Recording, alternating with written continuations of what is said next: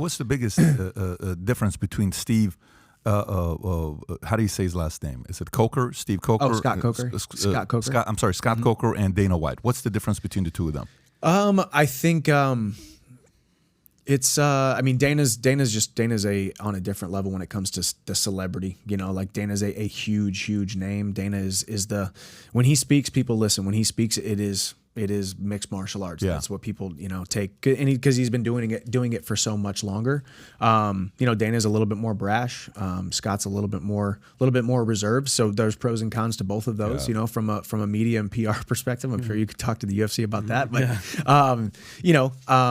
but I will say I think Scott Coker does take growing Bellator seriously, but not as serious as Dana. I think Dana eats, sleeps, and breathes it. It is his identity. Yeah. It is his lifestyle. It is him. The UFC is Dana White, and Dana White is the UFC, and that's a beautiful thing. I got a crazy question for you and crazy idea for you.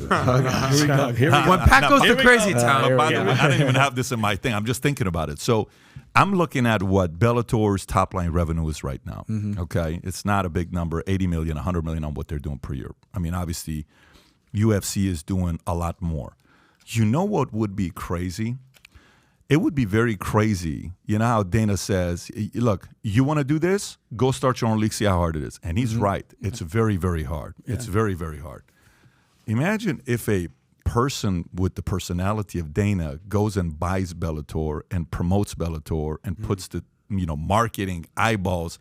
And I know a couple guys that are big trolls that are very loud. If some of them were to buy it, it would be a very interesting competition between two leagues. Now, obviously, Dana's got a lead by a mile and a half. It's not even close. Yeah. But if you were to get somebody with a big personality to get Bellator who does the eyeballs and the marketing, look, I mean, how many Dana Whites are out there? Vince McMahon is one. Yeah. Dana White's one. Who else you put at that level? I don't know if Don King may be at his peak back in the days. Let's just say you put a Don King at that level. Sure. Mm-hmm.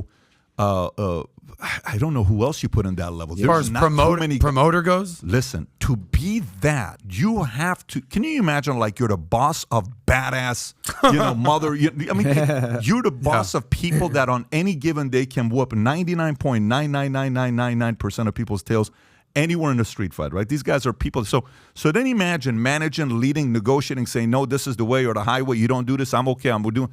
That's not everybody's job. No. Only a few people can do that job, right? Yep. And you take wrestling versus, UFC. Wrestling gets big egos, but they don't know how to fight like UFC does. UFC is big egos, and they know how to fight, and you're leading them, and you're setting it straight.